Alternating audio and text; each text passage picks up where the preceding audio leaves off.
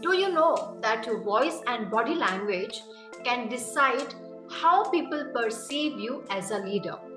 The two leaders can say the same words, but at the same time, they can sound an authoritative or other can sound inspiring and motivating. The words are not different, but how they use their tone, pitch, pace, and gestures that make the difference. Hello, my name is Akanksha Verma. I'm a leadership language coach. In today's session, I will show you how voice modulation and body language can shape your leadership style. By the end of this session, you will be able to recognize and apply these techniques, which will make you more powerful, impactful, and inspiring leader.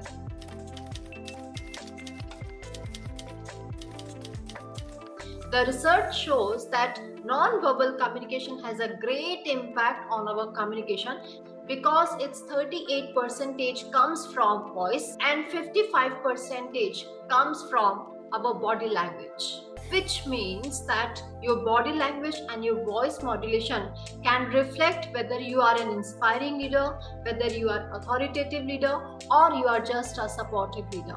So let's explore how you can change your voice and body language to reflect various styles of leadership, which will definitely impact your overall career growth. So here are the 3 examples of leadership styles.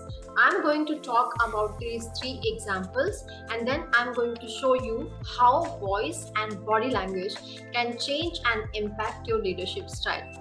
So the first leadership style is authoritative leadership style, which has the object of command and control.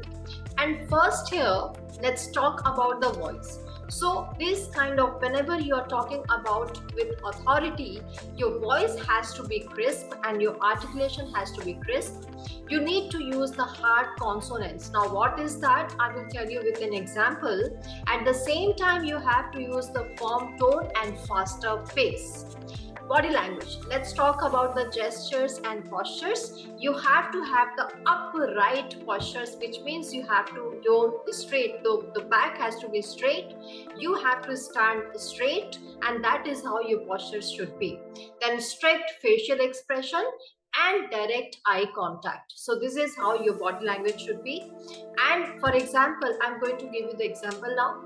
For example, we need to use the hard consonants, which means we have to have the strong hard sound of P, T, D and K. These are the hard consonants and the sound will be hard. For example, team, take this target today, don't delay, be on time. So here you have the fast tone, firm tone and faster pace with the hard consonants and crisp and clear articulation. Where it is used in crisis management. It has to be used when you are following a strict deadline and when you are enforcing the accountability. So these are the use cases of authoritative leadership. Make sure that you use this authoritative leadership in this kind of scenario. Famous example of authoritative leadership is Henry Ford. As we know his famous quote, "My way or the highway." Right? So he was known for his authoritative leadership. Second is transformational leadership. The objective of this type of leadership is inspirational and visionary, where you transform the audience by showing your vision.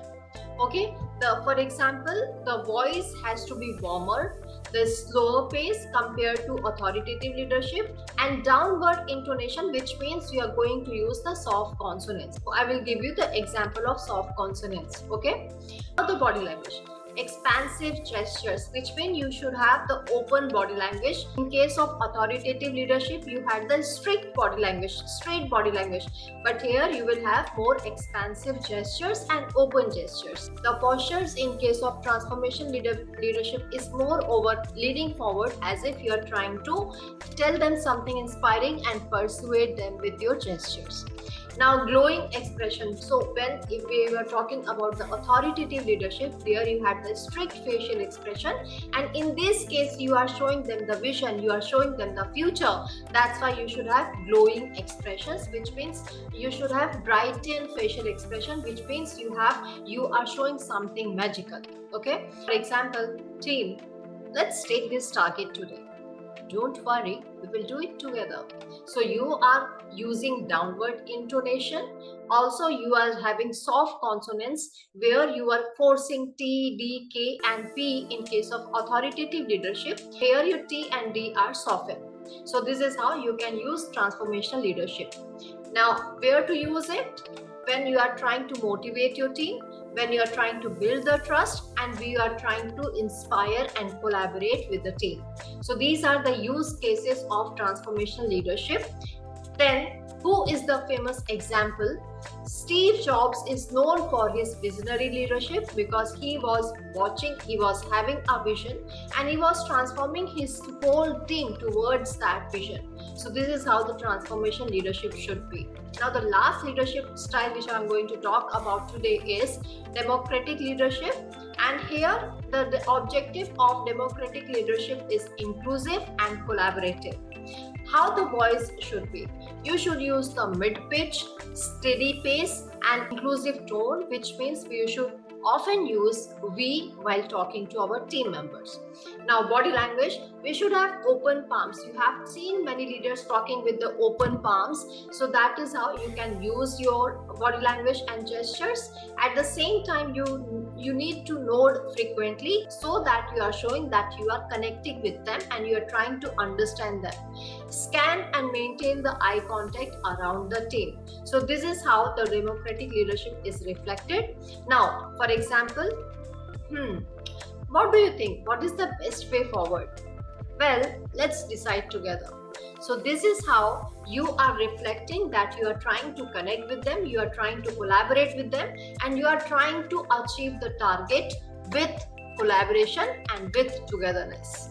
Now, when it is used during the group discussion, when you are doing some brainstorming session, or you are trying to conclude or reach to a conclusion. So this is where the democratic leadership is used when you are trying to make a decision collaboratively. The best example I could think is Atal Bihari Vajpayee, who believed in inclusion, empowerment and mutual respect.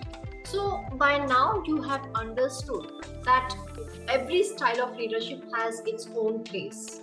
The great leader do not rigid to their own leadership style, but they adopt their leadership style by changing their voice, by changing their body language based on the situation. Sometimes you need to be persuasive, sometimes you need to be inclusive, or sometimes you need to be authoritative based on the situation. Point is that the more you become flexible, the more you become effective.